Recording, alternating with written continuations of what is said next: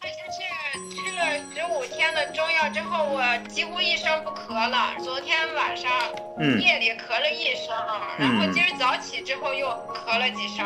好的，他还有没有那个状态，就老是欠口气儿的那个状态有吗？最近这几天没有。没有了是吧？对，然后大便的话也是这2天就成型了。那我就这样子，我综合他的情况，然后我再给他调整一下，主要针对他目前咳嗽的情况。